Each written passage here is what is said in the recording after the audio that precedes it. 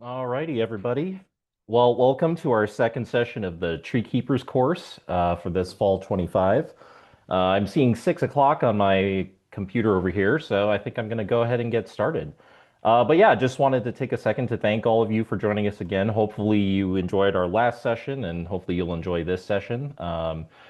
I sent out a link to the recording as well as some link to some ancillary documents for everybody to access in the email last week, and I'll do so again after today's session. This session will be recorded, so we're hoping to get that recording pushed out to everybody by the end of the week. So look for that, and then I'll also send the invite to the next session, which will be on September 16th. That'll be next Tuesday. That'll be our final session for this season, but I think it's going to be a great one, and we've got some great topics and presenters lined up. Tonight's presenters, we've got Seth Adamson, who works over in our Des Moines office as the Growing Futures Program Coordinator. And we also have James Partridge, who works here in the Marion office, also as the Growing Futures Program Coordinator. So if anybody has any questions about the Growing Futures Program, feel free to drop those in chat, and we'll do our best to answer those at the end of today's session. But without further ado, I'm going to turn it over to Seth to talk to everybody about some proper planting techniques. Take it away, Seth. All right, thank you, Enzo. Yeah, like you said, I'm going to teach you all about some proper planting techniques. So let me share my screen real quick. And then we can get into it. First off, has anyone planted a tree before? If so, if you just want to maybe drop into the chat what maybe species you planted, and then also what type, as far as if it was a container grown tree, balled and burlap, bare root, or a grow bag tree, because we'll be going over those four different types. Um, so let's say you've got your tree and you're wanting to get it in the ground. Well, before you do that, you need to go ahead and call Iowa One Call 811. You need to do this at least 2 days beforehand. And what they'll do is look underground to see if there's any utilities or any pipes or anything that might get in the way. You can either do this by calling them or by going online. I haven't ever called them myself. I've only done it through their website. And with that, you're able to then mark uh, kind of with a pin on their map where you're looking to put a tree. And that's what their rep will use to look at the location. It's also a good idea if you're able to maybe put a flag or some other type of mark, whether that be paint or something else, to kind of show them while they're out, because not all the time will they look to contact you. In my experience, what they've done is they'll just go out and find where you're looking to plant, and they'll either tell you you're good or not. So it's really a good idea to kind of delineate and mark where you're looking to put a tree so that way they can look to see if there's anything that might get in the way. Once you've done that and made sure that there's nothing underground, you'll next want to see if there's anything above ground that could interfere with the tree as it grows and reaches maturity. And so, big thing to look for is power lines, as well as buildings. Other trees are a big thing, especially when we're talking about residential and urban landscapes. While trees in forest are able to adapt and kind of be able to grow depending on where the sun is. In our residential areas, when we want trees to look a certain way, it's best that we're not trying to overcrowd them. Um, um, But when you're looking at different sites, a big thing to really look at when you've got your species is the soil and kind of the surrounding ground that it's going to be going in. Different trees are going to do better in different soil. One big thing to look for is the moisture that that soil is going to retain. So if you've got an area that is going to have more water around, then it's better to kind of go with a species that's going to be able to adapt to that. Something like your river birch or your swamp white oak. Um, But then if you've got a kind of a dry area, it'd be better than to try to go with a drought resistant tree. Um, with that, a big thing to take into account is the fact that hardiness zones are changing. So a lot of the trees that have done better in more southern climates, where it's a little bit warmer, maybe a little bit more swampy, they're going to start doing better up here, up more north. So I know we've looked at kind of like what trees have done well in Missouri, trees that have done well lower below us to see what might be doing well in the future. And that way they'll be able to adapt as our environment kind of changes. Once you've got a spot and you've called 811, you'll next want to get all the things that you'll need to be able to put that tree in the ground. Um, these aren't these are the tools that you might end up needing. You might not have all of them, and you might not need all of them. I mean, at the end of the day, I've been able to plant trees with just a spade. Get that shovel, dig it out, and then I'm doing all the manicuring with the shovel. But you'll come to find that it is easier to use things like a root saw or a hand rake or hand cultivator to be able to find the root flare and ungirdle the tree. Um, So after you found out or determined where you want the tree to go, your first step is going to be to kind of circle out where that tree is going to be. Um, and to kind of do this, you'll want to first remove any sod where that tree is going to go. That top 1 to 2 inches of grass really before you start digging into the ground. That's going to come in handy later. So you'll want to save that. That also then removes any of the competing weeds or plants at the base of the trunk and where that root flare is going to go. And when we're talking about the health of the tree as it matures, that's going to be a really big thing to look at. And another reminder, if you haven't already called Iowa One Call, make sure you do that because it is not going to be fun if you get a tree in the ground and then years down the road you find out, oh, you've got pipes there, or oh, there's a gas line there. Because that's just gonna unfortunately mean that the tree will probably have to come out and kind of all the work that you did to get it in the ground won't be for anything. Um, so after you've removed the sod, before you dig your hole, you're actually going to want to get the tree ready. And so to do that, we're going to first remove any tree trash, meaning tags, twine, or bands that will sometimes go around the tree, depending on where you got it from, whether that be a big box store like Lowe's or Home Depot, or if you go directly to a nursery. More often than not, they'll have some sort of tag, or depending on the size of the canopy, they might have twine that wraps around it to keep things more uh, condensed in their spaces.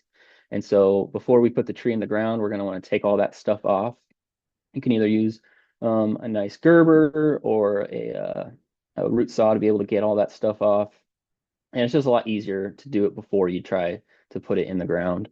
While after you've gotten the tree trash off, you'll then want to look for the root flare. What that root flare is that first big root about the size of either your pointer finger or your middle finger that tapers out at the base of the tree. When we have trees that are in either grow bags or containers, they usually will be about uh, 6 inches or so, maybe a little less, depending on how deep it is. But they'll be about 6 inches below the soil of the tree when it's in that bag. And so you'll need to use either your handsaw or your root cultivator to really kind of dig at that and make sure that that root flare is exposed. What this does is makes it so that as the tree matures, it's able to stabilize itself, especially when we've got massive windstorms here, or that canopy is larger than what the trunk is. We want to be able to make sure that that tree can stand up by itself. And to do that, we need to make sure that that root flare is exposed. After you found that root flare, and before you dig your hole, you also want to ungirdle the roots. What this means is that as trees grow in their bags or in their containers, the roots will circle around because they really don't have anywhere to go out at. And so if we were to, to put that tree in the ground without those roots being exposed, it would unfortunately continue to grow like that and end up choking and end up then killing the tree. It wouldn't do it right away. You have to probably wait a good year or two before you'd start to see the signs that that tree isn't doing so well. And so it's kind of one of those instances where if you don't do it when you first start, um, it's going to make it so that you're doing more work down the line, and you're going to probably end up having to take a dead tree out, unfortunately. And so to ungirdle the roots, you'll just use a root saw and you'll go around the tree, and you can either make it into a box or you can just score around the side a few times, and that should be enough. But really, you just want those fibrous roots to be exposed and be able to go out once that tree is in the ground.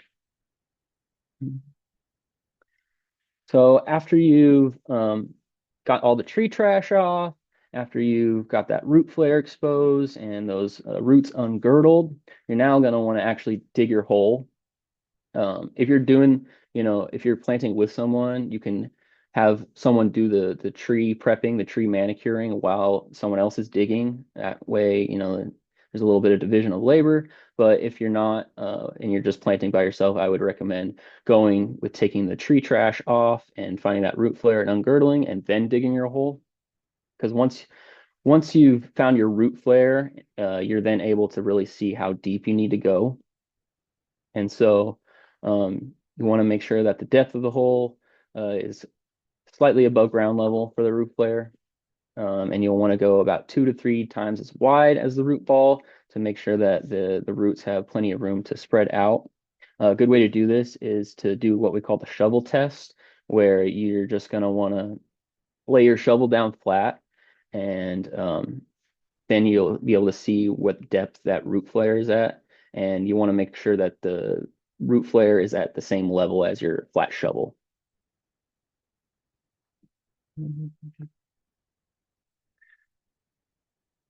So once you've got your hole dug and you think you got your root flare at the proper depth and you've got your hole wide enough, you're now going to want to, before you start putting dirt back on there, you're going to want to start to, or take a step back actually, and make sure that the tree is straight, um, especially the bottom 2 to 3 feet, because that's what's, as the tree reaches maturity, is going to be what people see the most.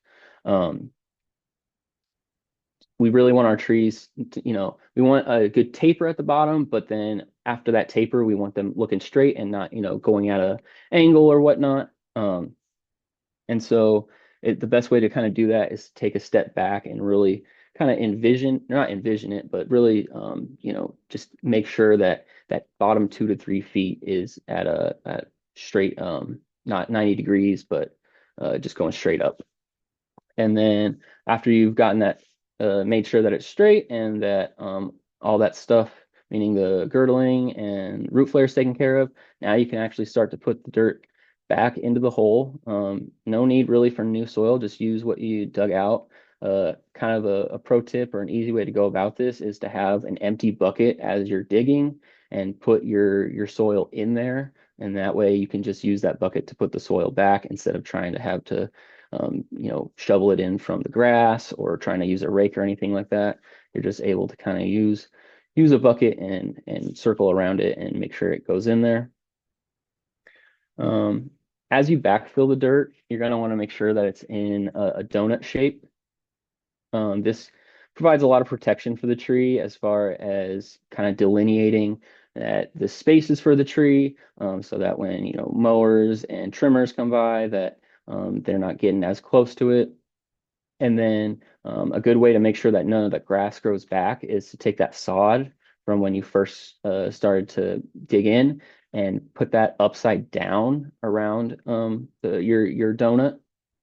Uh, this will prevent any new grass from growing, and also retain moisture for the tree and kind of just give it a nice boundary.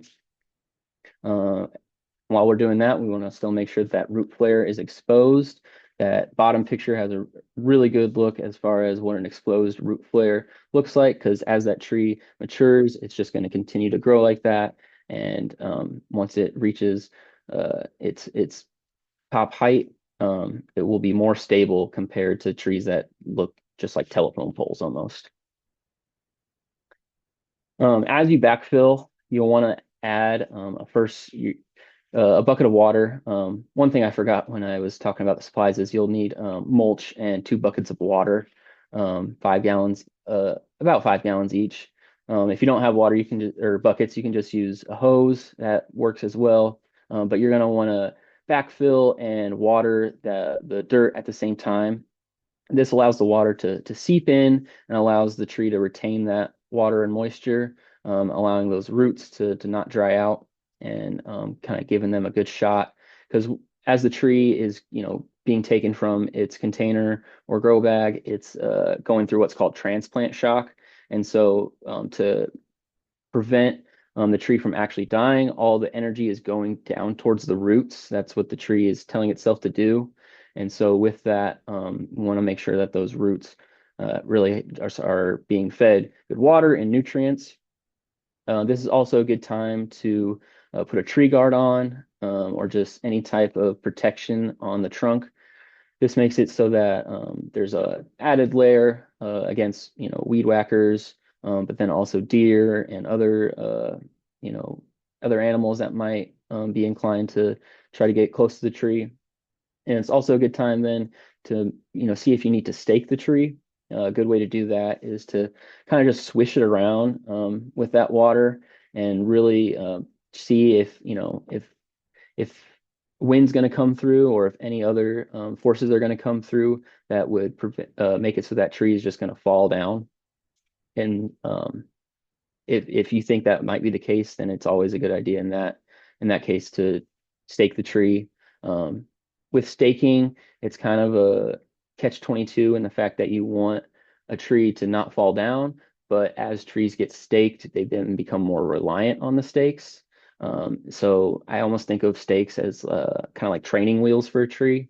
We want a tree to be able to ride by itself, and so while it might be okay for a little while, maybe the first year or two that tree's there, we don't want that tree to continue to grow with the stakes, or else it's just going to come to rely on the stakes. Um, After you've added the water, or at least your first 5 gallons, you'll then want to mulch the tree, meaning either with a container or a bag of mulch. You're just going to want to go around in that donut shape that you've already kind of established with the dirt and add that mulch as a final layer. This is just going to provide nutrients to the tree and also retain more of that moisture. Um, as far as getting mulch, you can always get it from one of those big box stores, but then also there's plenty of free sources. I know that here in Des Moines, there's Mulch Mountain, where I know a lot of people can go and get mulch for free. So it is a good idea to try to see where you can get it on the cheaper side and then not have to pay however much Home Depot's charging. As you put that mulch on, you don't want to do this. Mulch volcanoes, um, they put more, they don't do well for the trunk in the fact that it's gonna cause too much moisture to go around that trunk. And so really we just want our trunk in a donut shape to where at the bottom you can really see how that root flare is still going out and there's still somewhat of an exposed area, but then the mulch is still going around the tree. And so after we've got the mulch on there, after we've got the tree guard on there, we can affix our watering device. If you have one of those, what we use is often just another 5 gallon bucket with a hole drilled at the bottom. That way the water trickles out and it prevents runoff. You can also go with a gator bag, which is just a landscaping type device where you can put more water in there compared to a bucket, and it trickles out kind of at the same rate. Uh, and then in addition to gator bags and buckets, there's these things called tree diapers, which go underneath the mulch actually. And those will have kind of like these Orbeez type beads where they slowly disperse the water out as well. Um, So that's kind of how you plant a good amount of different trees. Um, as far as going over the different types, we've got grow bags, containerized trees, bare root trees, and then balled and burlap. Each have their pros and cons. We work a lot with containerized trees. You get good, almost like 5 to 7 year old trees most of the time when they're containerized. Um, they can usually be anywhere from, I want to say, 7 or 8 feet to maybe 10 feet at their tallest. Um, they're good for the most part, and once you've done a few, you kind of get into a rhythm with having what you have to do. More often than not, you have to work at finding that root flare and really ungirdling those roots. Um, compared to uh, grow bags, I'd say that they're about the same. Grow bags, the soil can be a little bit looser, but for the most part, you're still having to ungirdle roots. I know that in that picture that there's an example of an air prune root system. More often than not, I find that that doesn't really work as well as it's designed, and so you're still having to really take a root saw to try to get those roots ungirdled, especially if the soil is compacted. um, I'd say the biggest advantage compared to a containerized tree that grow bags have are the fact that it's easier to get the bag off.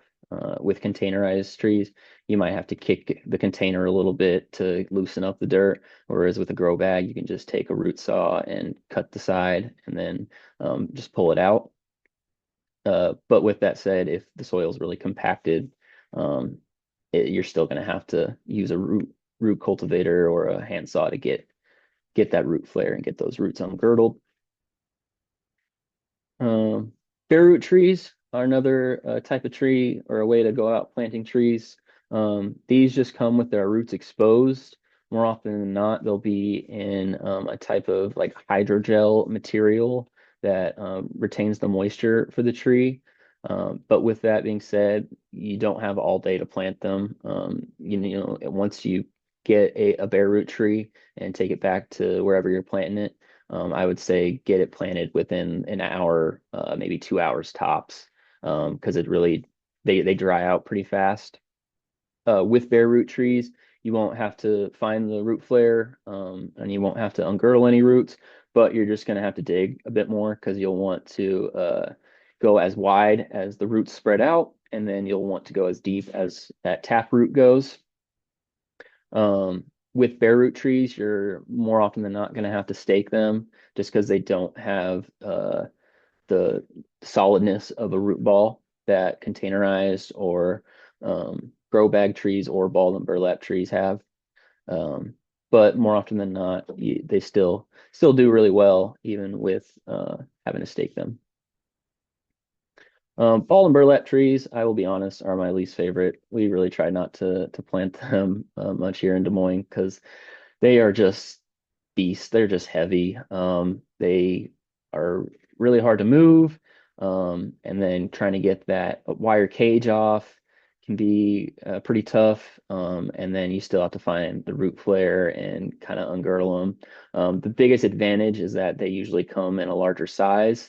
And so if you're really looking to have a tree that looks like a tree right away instead of just a tree that people can tell was just planted, then you might want to go with a balled and burlap. But if you're willing to wait, then I would say go with a container or a grow bag tree because you're just going to have a much easier time than trying to fight with the cage and trying to fight with that compacted soil that balled and burlaps have.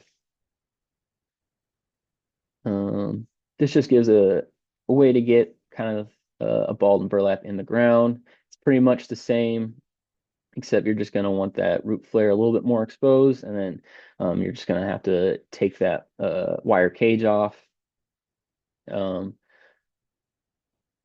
and then, so after you've got your tree in the ground, you're not done yet because you really want to make sure that that tree is going to do well long term. It doesn't make sense to plant a tree and then 5 years down the line have to take that tree out because it's dead or dying.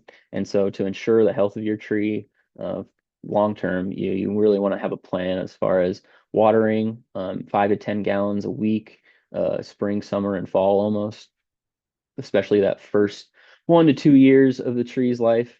And then also periodically adding mulch. We try to go at least 2 times during that tree's first 1 to 2 years. Initially when we plant it, but then usually after a full year, we'll give the tree more mulch. But then also you'll want to make sure that you take into account pruning because after you put the tree in the ground and it starts to grow, you'll want to make sure that excess energy isn't being given to shoots or suckers at the bottom or branches or that aren't the leader. Really, you want to make sure that that leader is able to establish itself. Um, you also want to take into account if you're dealing with drought conditions or if a summer is just unbearably hot, making sure that you kind of have a plan to give that tree extra water. And then as far as the et cetera, I would say just, be cognizant of things like deer and mowers and even vandals. If you think that the tree is gonna, be someone's going to mess with it or an animal is going to get after it, then it might not be a bad idea to try to put caging around it or just kind of give it more protection, really delineate an area and space for that tree so that people know that they need to not, you know, play with it or mess with it or whatever. Kind of the same thing for animals or other pests too. And that's all I have. Alrighty, awesome. Thank you, Seth. Very much appreciated. I'm gonna put a quick quiz in the field here for you guys to fill out real quick, and then we'll get into the Q&A section. All right, hopefully you can all see a quiz pop up on your screen. While we kind of work on that, we've got some questions that piled up in the chat, so we can start talking about those. Gene asks, how deep should your vertical scores go when you're scoring a root ball? I would go all the way down, just the length of the root ball. If you find that your root ball is kind of excessively, big and, you have to dig deeper, what you can do is kind of flip it on the bottom and just cut off almost you know, a flat round part of it. Um, it's okay to kind of cut more with the tree as you're first planting it, because that, like I said, that tree's going to go through transplant shock. And so we really want those roots to get established. And to do that, they have to be exposed. Otherwise, it's gonna just kind of all be for nothing if a year or two down the line you see that there's no growth and you're just like, whoa, what did I do wrong? You got to make sure that those roots are exposed the whole length of the root ball. Totally. Melissa asks, she's planted bare root fruit trees and always had more success with those than container fruit trees. Why aren't shade trees bare root? Ooh. It's a good question. Yeah, so we here in Des Moines had just started doing bare root, and I think there are some nurseries that can do shade trees bare root. I don't know the exact like why some places don't do them, but I think it is a possibility for shade trees to be bare root too. Um, I just I don't know. Yeah, it's sort of up to the nursery whether or not they go bare root with some of their trees. Um, we got another question. Should you put compost in the bottom? Ooh, um, I haven't ever heard or done that. Um, it could be a good way to get more nutrients to the roots, especially if it's, doesn't have any chemicals or anything like that. If it's completely like natural compost, I think that would be a good idea to go with on the bottom for your tree. Yeah. Yeah, and I'll just add, we usually what we've been taught is that the best way for a tree to grow is if the only thing in the hole is the native soil it's going to be living in. So the faster you can get it acclimatized to that soil, the better. We have a question here from Gene. Should the tree guard go below the mulch, and how high up should it go? He's heard that hungry rabbits, or he has hungry rabbits that have been chewing on his new tree bark. I would put the tree guard all the way down to where it's like resting on the root flare. Um, if you're still having problems, with pests, that would be a case where you might want to go with a cage around the tree almost, either with like plastic fencing or just regular old fencing. It's kind of a hard thing to do because pests are going to get in there. But as far as keeping that trunk protected, make sure that tree guard is all the way down. Yeah, absolutely. Ash Tree in chat asks, should we be concerned about neighborhood dogs peeing on new trees? It can hurt the tree, I would say.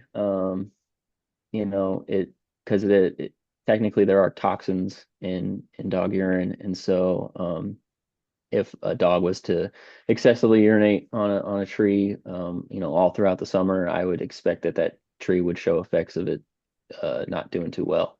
And so, you know, being mindful of that wouldn't be a bad thing at all. Yeah, for sure. Scott asks, he needs to move small white pines already in his yard. How would he go about moving them without damaging the roots? Ooh. Um, Depends on how long they've been in there.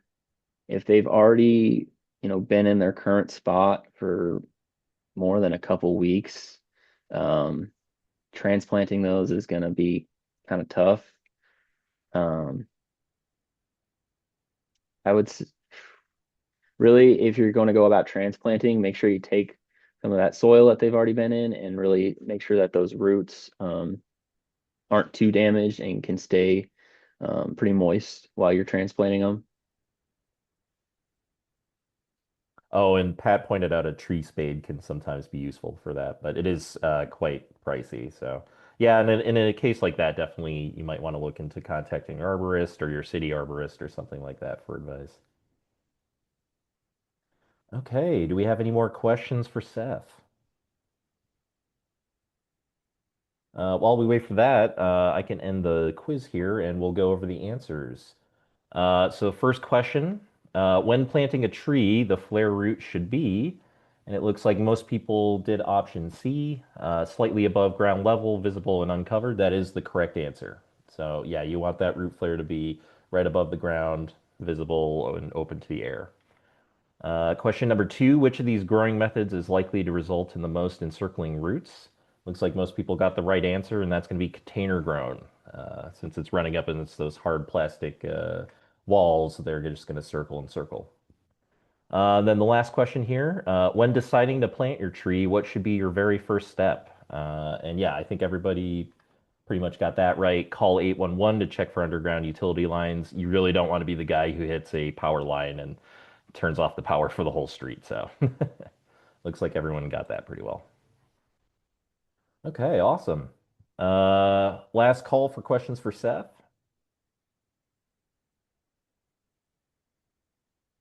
All right, well, I'm not seeing any, so thank you so much for your presentation today, Seth. And I think with that, we are going to go ahead and move forward to tree care and pruning. So we're going to be turning it over to James Partridge, who will talk to you about that. Take it away, James. Yeah, thanks, Enzo. Let me share my screen. Oh, spoil the whole thing. All right, yeah, so tree care and maintenance. So in the next hour, I hope that you can develop a greater understanding of the need for ongoing care for trees. You learn and can apply the basics of tree growth and responses to your own trees, and you can better assess the health of urban trees in your area.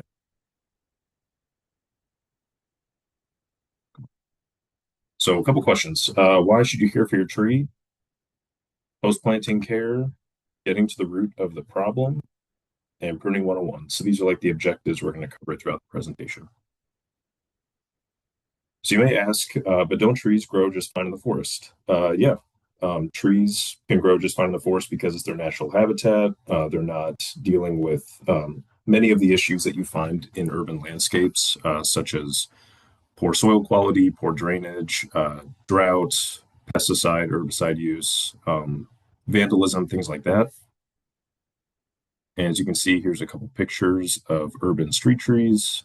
Um, yeah, trees don't like being planted in the sidewalk with concrete. Again, poor soil quality, poor drainage, constantly fighting against that solid concrete as the root system's trying to grow. And one of the reasons you should care for your tree once you planted it is it's likely living in an unnatural environment and it will require care and maintenance. And with your care, your tree can live for generations. So we're going to cover some vocab. So first is the trunk. Of course, that's the main woody part of the tree, beginning at the ground and extending up into the crown from which the scaffold limbs will grow. And the scaffold limbs are the main limbs that give the tree its shape. The root collar is the base of the trunk where roots and trunk merge that become swollen as most trees grow, also referred as the root crown or root flare. And Seth kind of mentioned these, but stem girdling roots or SGRs are roots that grow against the trunk in such a manner that it reduces the transportation of substances throughout the trunk and its various tissues like the xylem and the phloem. The xylem is primarily for water and the phloem is more so for sugars and minerals. And a branch, that is a shoot or stem arising from a larger and older stem, whether that's a subdominant or subordinate stem. And the branch collar, so that's the swelling or bulge at the base of a branch where it connects to the trunk. This will be important, so keep this in mind once we get into pruning.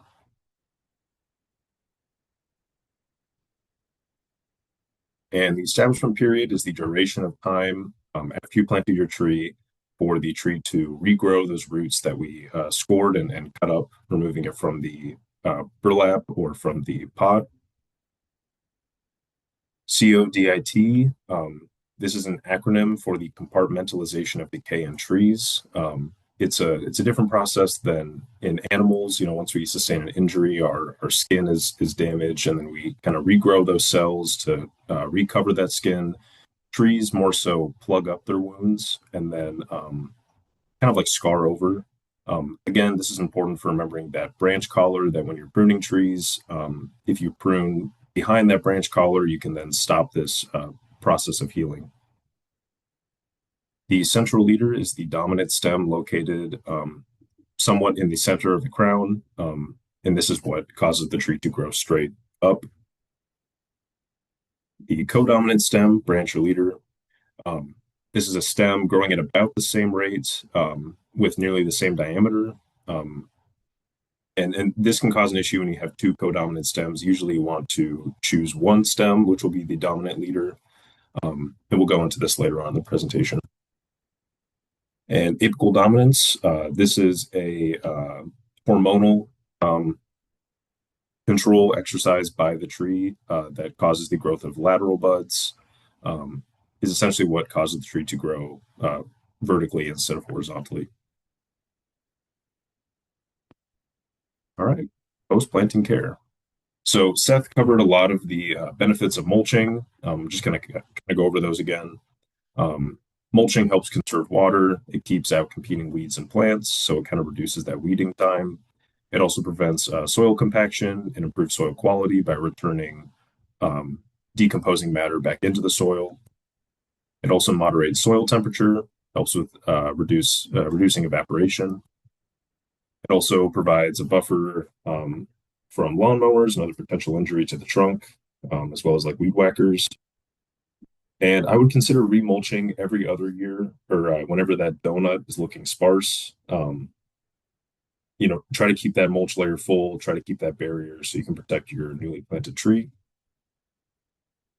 And Seth kind of covered the benefits of staking or sometimes the downsides of staking. But as he mentioned, after planting your tree, you really want to leave your tree to be a tree. You want your tree to develop that sturdy root system, which then allows the tree to be firmly rooted into the ground. But if you're planting a bare root tree, or if the tree shows signs of needing to be staked, whether it's kind of blowing over in the wind or it just simply can't stand by itself, I would go ahead and do so. So some options would be using a T-post, like you can see in the image, or a bamboo pole, fiberglass pole, something sturdy. And then you want to use like a flexible system rather than a rigid wire and hose to support that tree and connect it to your sturdy support. So you can use something like arbor tie. Arbor tie is like a specially designed flat rope that's used for trees. But you can also use general twine, even a bungee cord. Uh, in the image, you can see something called a tree support. It has like a telescoping arm and this circular cage that then supports a rubber band, or you can just use a rubber band. And when continuing to water your trees, so trees should receive approximately 10 gallons of water per week during this establishment period. That also equals 1 inch of total rainfall. And you want to consistently water throughout the entire establishment period, and especially in times of drought. And of course, as your tree grows, it's going to require more water, and that need is going to also increase in times of drought. And watering should be done from the top down to mimic natural rain. Um, it's not saying that you need to drop it from above the tree, but just trying to have the water at least just flow down so it can hit that tap root. And you want to consistently water your tree until the ground is frozen, and then you want to resume watering when it thaws. Thoroughly watering before ground freeze is especially important for evergreen trees, and this helps avoid winter desiccation. Um, of course, during the winter, evergreen trees can't be watered because all the water's frozen. But if you give them ample water before before we hit freezing temperatures, they can usually make it through the entire winter. So a couple options for watering. As Seth mentioned, you can use a 5-gallon bucket with a hole drilled in it, or you can use a dedicated tree watering bag. The critical root zone is the densest collection of roots that are crucial for absorbing water, nutrients, and providing stability. And a simple equation for that is 1 inch of trunk diameter equals 1 foot of this critical root zone. So as your tree grows, that critical root zone is going to increase, and you want to make sure that you are watering within that critical root zone. And here's an image of a tree under severe drought stress, as well as another tree that was killed by poor drainage or oversaturation. So again, choosing a properly draining soil when planting a tree is very important. I'm not saying you have to test the soil or anything, but just making sure that it doesn't have standing water, making sure you're not planting the tree in dense clay is going to ensure that it can properly drain. Severe drought and oversaturation can look similar. You can see these wilted leaves and these crunchy leaves, but just really feel down at the base of the tree to see if there's any moisture present. That can usually help determine whether it's severe drought or oversaturation. And transpiration. So that is the mechanical process which moves water through plants. Water is absorbed through the roots, transported up the trunk, into the branches, and then evaporates off of leaves. This is an important process in regards to the frequency of water, or frequency that you should be watering your tree. So as the transpiration rate goes up, as the temperature goes up, and this especially happens during the growing season due to increased temperature, and as relative humidity of the air surrounding the plant increases, transpiration rate decreases. Again, it's easier for water to evaporate into drier air than more saturated air. And your tree will need more water if conditions cause transpirations to increase. So if we have a period of really high temperatures, not much rain, low humidity, you will have to increase that watering frequency and quantity. All right, getting to the root of the problem. So the establishment phase, it is an incredibly critical time that'll ensure whether your tree makes it or it doesn't. And this phase the equation is 1 year plus 1 year per inch diameter of the time of planting. So I'd say most trees that you get from a nursery are about an inch to an inch and a half if you're ordering or purchasing a somewhat developed tree. Of course, if you're getting a seedling, that establishment period is going to be way shorter. But I would just plan on at least 2 years for that establishment period. And during this phase, again, the tree is rebuilding that root system that was removed when planting and trying to establish new roots in its new environment.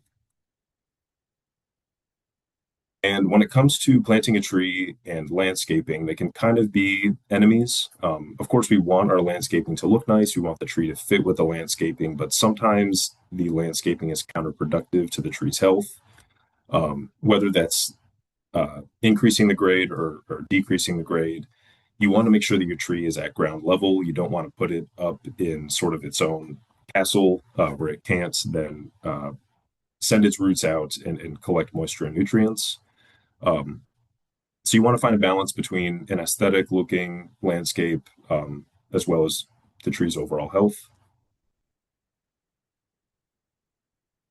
Now, Seth went through the proper planting technique, so hopefully you can avoid this. But if it wasn't avoided and you have a large mature tree that looks like a light pole, there are options to do root collar excavations. As you can see in this photo to the left, he's using some high pressured air to kind of blow away that dirt and expose that root system, which he's then going to remove some of those stem girdling roots. This is a pretty expensive process, but it is an option.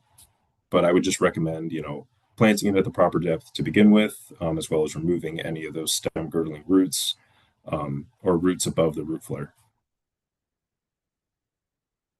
All right, here's a question. So, given what you know about root collars and root flares and the proper planting depth, what is the appropriate planting depth for this tree? Is it A, B, or C? Give a little bit of time for people to put answers in chat.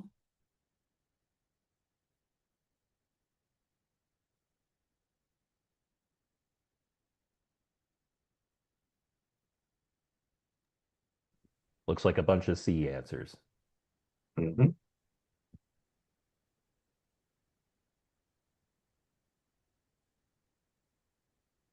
Yep, you're correct.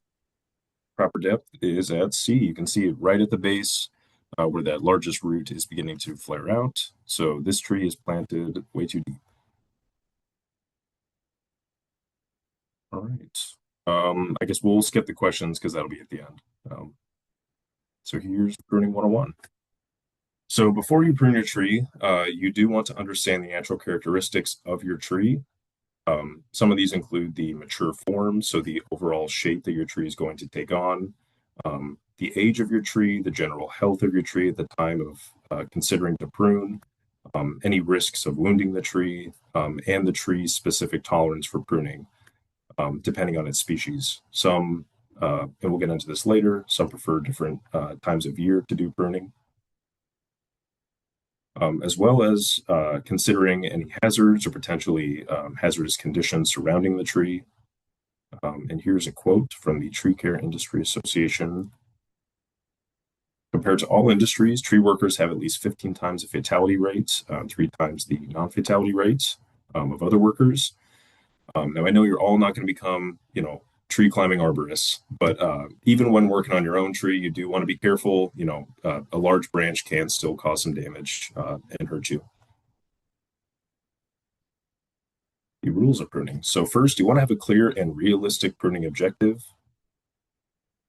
You also want to prune at an appropriate time of year, depending on the species. You want to keep the pruning dues in mind. We'll cover those later.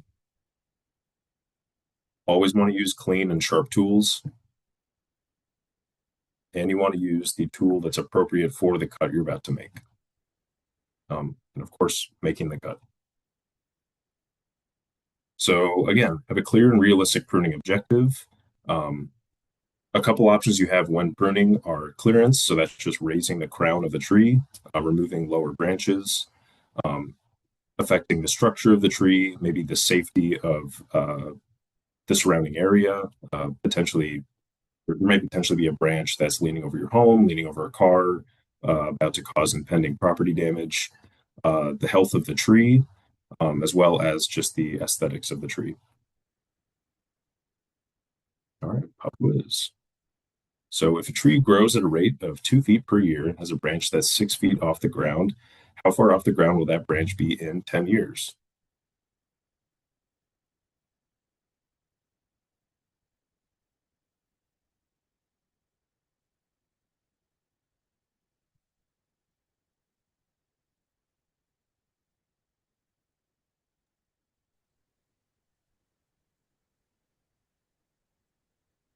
I'm seeing a couple sixes. Yep, that's correct. So trees grow at the top, they don't grow at the trunk. So if a branch is at 6 feet, no matter how far into the future, that branch is going to remain at 6 feet.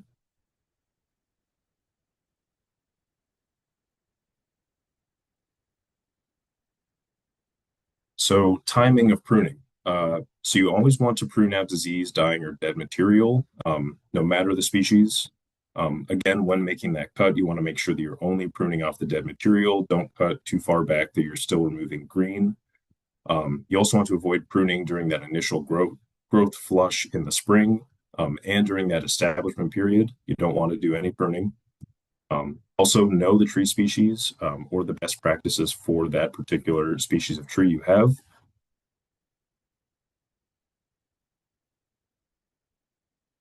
So some ornamental trees, these are usually smaller trees that flower, roughly max height of 25 to 30 feet tall. These can be pruned immediately after flowering. Also, identify the diseases your tree may be susceptible to and prune when the infection risk is low. So in the case of oaks and elms, those should only be pruned when dormant. So that's going to be late fall to early spring, really once we've had our first full frost, and then early spring to where we're still having nights of dipping into that freezing temperature. And this will help decrease the risk of pest and disease damage. Some of these diseases are oak wilt, oak blights, and Dutch elm disease. Um, these are pretty brutal infections that your tree could get. They're usually fatal. There are some options that you can take to increase your tree's likelihood of surviving after being infected, but they have a pretty low efficacy rate. And many trees can benefit from summer pruning, such as maples and birches.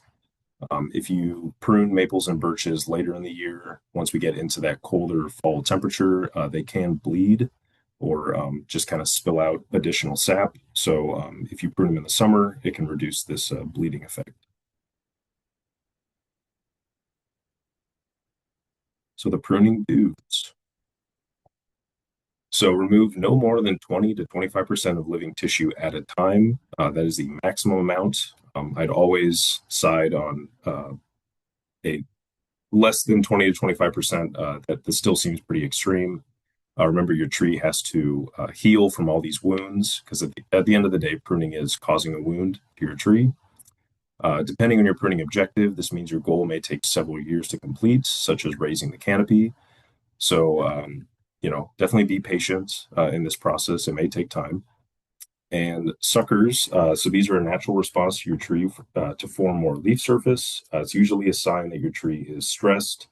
Oftentimes, you'll see this after initially planting the tree. The tree is trying to establish, trying to shoot out more leaf tissue. But if suckers are unsightly or they're growing too quickly and competing with the main leader, they can be removed. Uh, as you can see in this photo, that is a pretty large sucker. I would definitely remove that. It's kind of turning into its own separate tree. And again, you always want to use clean and sharp tools. When moving from tree to tree, you always want to clean that tool. Um, I'd recommend just using some rubbing alcohol, just to kind of kill any potential pathogens. You don't want to spread that from tree to tree on your property. And you also want to use tools that are appropriate for the cut in mind. Um, So in these photos, you can see we have some pruners, some loppers, and some saws. So I would recommend that for most pruning objectives, you really just need pruners and some loppers. Saws are definitely needed for larger branches. I would say anything larger than 2 inches, I would use a saw. Um, so the more difficult it is to use the tool, the higher the risk there is of damaging another part of the tree or potentially hurting yourself. So if you're having difficulty with the tool you're using, you know, hold off and consider a different approach.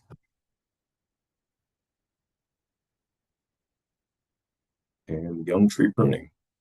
So if left untouched, trees in urban areas can be unruly and create problems for themselves later in life. Uh, Early interventions set your tree up for long-term success. Again, since trees are in this unnatural landscape, this urban landscape, they don't have surrounding trees that can offer that competition, which can sort of constrain them uh, and train them just to grow up. So since they have usually these open spaces, they kind of like to sprawl. The branches get a little twisted and winding. So do not prune live tissue at time of planting to compensate for root loss. This is just going to further harm your tree. Do not ignore your tree for many years. Again, we want to stay on top of these things. Um, uh, Earlier, I mentioned there was that massive tree that had that root excavation. You know, there are options for fixing these kind of forgotten problems, but it's just going to be cheaper and easier if you kind of do it in the moment. Do prune out dead, dying, or diseased tissue, and do encourage and train a single leader if appropriate for the species. Um, some trees, like birches, river birches, like to kind of grow in clusters, so those really don't need a single leader. And do remove crossing and rubbing branches, and do select, retain, and train those structural branches. So those are those large branches that give the tree its shape and provide a majority of the tree's leaf tissue. So as a general rule, begin to prune your tree 3 to 5 years after planting, ensuring that that tree is fully through that establishment period, and work bottom to top if possible, removing limbs with a proper cut once they reach the size of your thumb, and only remove limbs during the establishment period when there's disease, death, or branch to branch contact, which may cause further damage. So this relates to the leader and co-dominant leader. So as you can see, these trees should have had the one of the branches removed, and this could have removed this whole co-dominant issue that these trees are going through. Um, if trees are left untouched, where they can grow a full and equal size co-dominant leader, it can result in kind of catastrophe, as you can see to the right. Um, One of those co-dominant leaders just split because of too much weight. And oftentimes that can happen in the winter due to snow piling up at the top and just causing structural failure.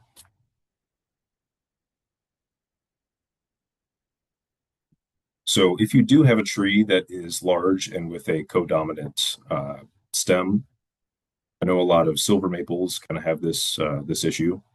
The size and severity of the co-dominant stem definitely dictates the remediation.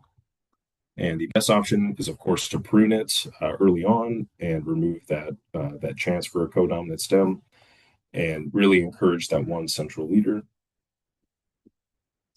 And for large instances of co-dominant stems and any questions you may have regarding this, I recommend consulting a local ISA certified arborist.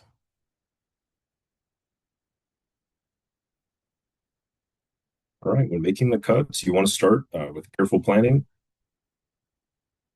And the branches over 1 inch in diameter, you do want to use the 3-point cut method, and we'll go into that. And pruning cuts of 2 inches or less are the least impactful to your tree. And do not use sealants unless pruning an oak or elm during the growing season.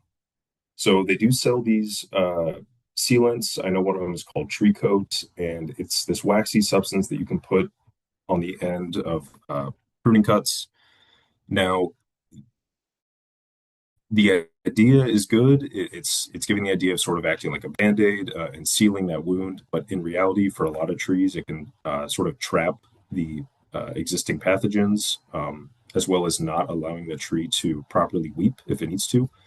Sometimes for that full compartmentalization process, the tree does need to bleed a little bit.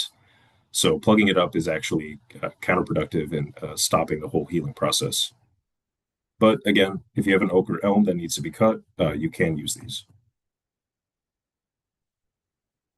And we kind of mentioned these scaffold branches. So these are the large primary branches that give it its structure and shape. Oop, I guess I can go back for a second. Um, you can see a before and after here on the left and right. Um, again, you want to leave those large branches because they do provide a majority of the tree's leaf surface.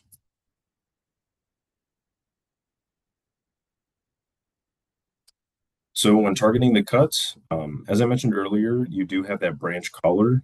You want to identify that on every branch before you make that cut.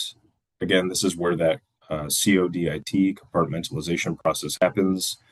If you make the cut behind the root collar, you're essentially stopping any healing process. But you also don't want to cut too far out, and we'll cover that later. Um, so the 3-point cut. So first is your undercut. This prevents any bark stripping from happening once the branch falls. Your second cut is the overcut. So this drops a majority of the branch. And your third cut is going to be your final cut. So that final cut is going to be just past the branch collar. You don't want to do it all in one fell swoop. If you do, you're going to cause bark stripping where the bark, or whereas the branch falls, it just peels the bark all the way down to the base, exposing that inner living tissue to pathogens. And again, to do the 3-point cut, you will need a saw.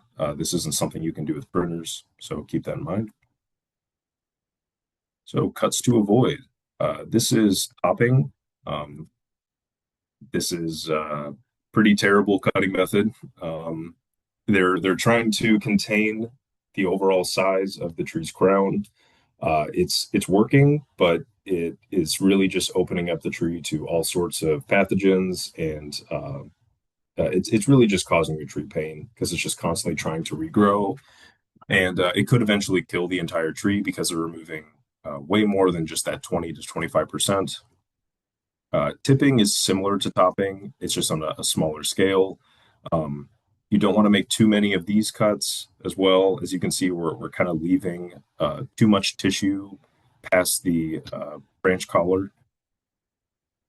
And flush cutting. So this is what happens when you cut behind that branch collar. So the tree will never properly heal, and it's always going to have this massive wound present throughout its life. So you also want to protect your tree from nature, of course. I'm sure we've all heard of deer rub. This is actually a picture I took of one of our trees. This is pretty catastrophic for a tree in that establishment period. What looks like, not too much bark removed is definitely a death sentence for a tree this young. Rabbits cause similar damage to deer, but on a smaller scale, of course, not as high up. Usually not removing as much of that bark, but still causing some pretty catastrophic damage. And then we have sun scald. So sun scald is what happens when we go through rapid temperature fluctuation. So if we go from really low temperature to high temperature, the fluid within the tree, the sap, goes through this rapid expansion, which can then cause the bark to burst. What you can do for sun scald is you can wrap your tree in dedicated tree wrap. They do sell it, or you could just wrap your tree in some sort of insulation. This doesn't happen to a lot of trees, but I guess if you notice that this is happening to your tree, you can wrap it in something to provide some insulation. I would say one of the most harmful pests to trees is the human. So mowers and trimmers definitely cause a lot of damage to young trees. Just one whack from one of those strings on a string trimmer and cause the death of a tree. So definitely recommend placing that mulch berm and providing a little bit of room. Also, staking can cause some issues. So if you're not using a flexible support system and you're using like rigid rope that's just tied a little bit too tight, it can girdle the tree and cause the tree to grow around it. So this is limiting nutrients from moving up into the tree and other things. So try to avoid hanging anything heavy from your tree. I'm not saying you can't hang like Halloween decorations, but just try to keep the weight to a minimum. Um, you know, Heavy objects can cause branches to snap and break. So, why should you care for your tree? Best practices in tree care are not unlike routine medical appointments for people. Trees are vital pieces of infrastructure, and trees are not immortal. And there are times where we cannot save the tree. That is something to keep in mind. We can try as hard as we can. We can do everything right, but sometimes it wasn't the right place. It wasn't the right tree, and this is just something that happens. All right, I believe that is the Alrighty. end. Thank you, James. Much appreciated. Yeah. I'm gonna put a quiz out here real quick, and then we'll start doing some Q&A. All right, hopefully everybody can see that quiz up. So yeah, if you have any questions, drop those in the chat. One of the first ones I've got is from Dwayne, who asks, "Is it too late to prune a maple now?" No, no, I would say it isn't too late to prune that maple. We're still kind of on that tail end of summer. I know we had some pretty cool temperatures, but I think this weekend is supposed to get up. It's supposed to be pretty hot. So I'd say it's not too late. Totally. And then Gene points out, doesn't topping also make the tree top heavy with extra new foliage at the top and higher potential damage in a windstorm? Yeah, no, that is definitely true. Yeah, I would say you have all this new growth, all this new surface area, especially where the tree is not used to it. There's a whole thing of like tree harmonics where a tree sort of learns how to deal with the wind and its branches kind of get used to the way wind blows through the canopy. So topping it kind of does throw this whole harmonic balance off. Yeah, absolutely. All right. I don't see any other questions right now, but if anyone can think of any for either this section or the previous one, feel free to drop those in the chat. I'll give the quiz a couple more seconds here.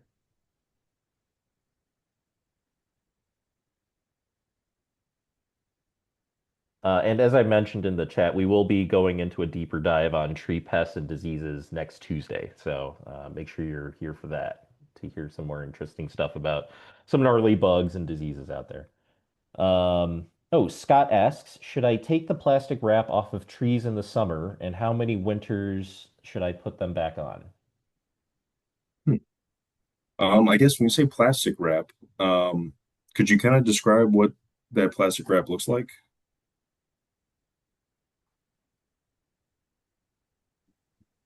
Uh, Sure.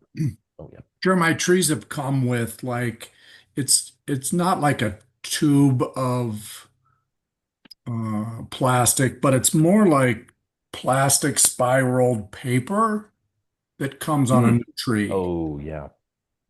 Okay.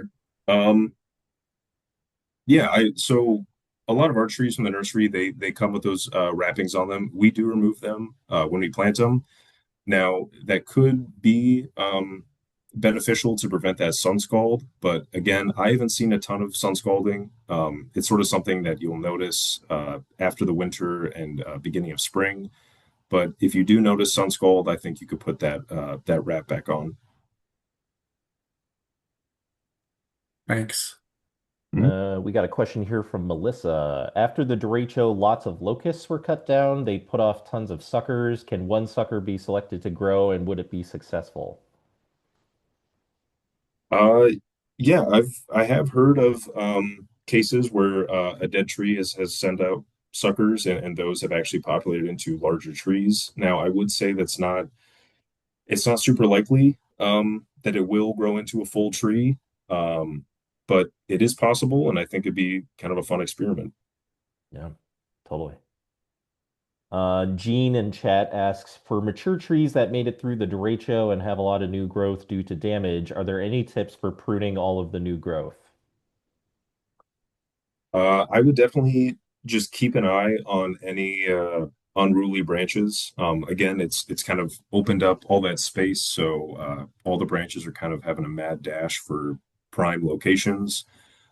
So I could see a lot of issues where branches begin to like rub against begin to rub against each other, causing some bark damage. Yeah, I would just make sure that all of your branches are growing out from the tree and not growing in. Totally. Ash Tree in chat asks, there are lots of mature oaks growing lower new small branches in my neighborhood. Is this something to be concerned about? And if so, how do we help? I would say that's pretty common. Definitely seeing like large mature oaks with lower branches, sometimes super small twigs down at the base. You know, it could be a sign that it's going through some stress, maybe not enough water, but it doesn't sound like that oak wilt or oak blight. You would definitely see all the leaves turning brown, and it's a little too early in the year for those leaves to turn brown. So I wouldn't be concerned about that. And then Ash Tree has a follow-up, which Seth, you might be able to help out with this. Are there any programs in the state or city of Des Moines that help mature or established trees to protect and preserve the canopy?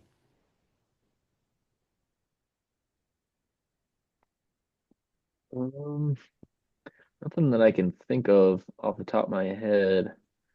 Um,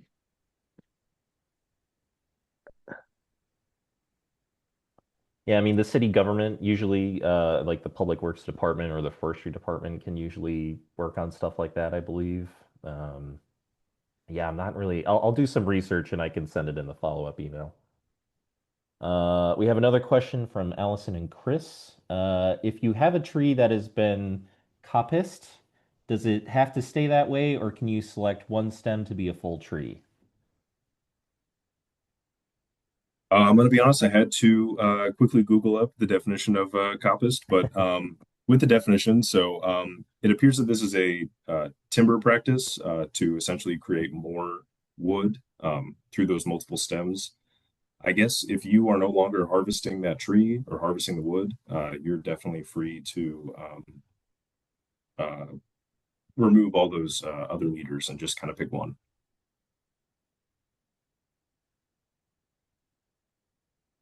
All right. If anybody else has any more questions for James or Seth, feel free to drop those in chat. Real quick, though, we'll go through our quiz here. So the first question was, when pruning just after planting your tree, you should, and it looks like most people got the correct answer, which is prune out dead, diseased, or dying branches. That is correct. And then the second question, what time of year is it best to prune oak and elm trees? Uh, let's see, and it looks like most people got the correct answer there as well. We're looking for late fall through early spring, so those kind of cold, frozen months. Alrighty, I'll end that poll. Yeah, so if anybody else has any further questions, feel free to drop those in chat. But that is about all the content we have for you tonight. Before you all go, I just wanted to share one thing real quick. Give me 1 second here. All right, hopefully you can all see my screen. So yeah, if anybody is in the Cedar Rapids area, we still have a community tree distribution event that is coming up on Saturday, October 4th from 9 to 11 in the Collins Aerospace parking lot. So just go to treesforever.org/adopt to get, I believe, up to 5 trees at $25 each. They are a little bit smaller side, but it's a great way to get some trees in your yard. We have lindens, plums, bur oaks, crab apples, all kinds of trees available for purchase. So feel free to check that out. We also have one in the Des Moines area if you're interested. Unfortunately, the orders are closed because we got a lot of engagement there, but there will be another one next year, I believe. So keep an eye out for that. In the meantime, yeah, if you haven't already, feel free to poke around the Trees Forever website, look at our events calendar for different ways to get involved, and the volunteering tab for the same thing. There are always ways to get involved, and there's always work that needs doing, especially as we're moving into the fall planting season. So we can use all the help we can get. So feel free to look us up if you got that. Let's see in the chat. HN says best way to get rid of sucker trees when squirrels and birds plant them too close to other trees. Yeah, that's a good question. Yeah, I would say if it's within the base of one tree, that's where that mulching can really help. It'll kind of stifle out any growth at the base. But if it's further um, outside of the tree's canopy or like that drip line where the edges of the branches would hit the ground, I think you would just kind of have to go out there and just pluck them or cut them. But yeah, if it is at the base, I would recommend just really increasing that mulch spread. Very true. All right, gang. Well, that's all we got for you tonight. Well, we really appreciate you joining us tonight. Our next session will be next Tuesday, September 16th at 6 p.m., where we'll be covering tree pests, diseases, and some stuff about tree benefits. And we'll talk about next steps once you've completed the Tree Keeper course. Until then, look for my email with the link to the next session and the recording for this session. That should be going out hopefully by Thursday or Friday. So I will be sending that out soon. And in the meantime, if you have any questions, feel free to shoot me an email and I'll do my best to get back to you. So thank you all again for joining us tonight and have a great night and have a great rest of your week. Take care. And thank you again, James and Seth. Great job today.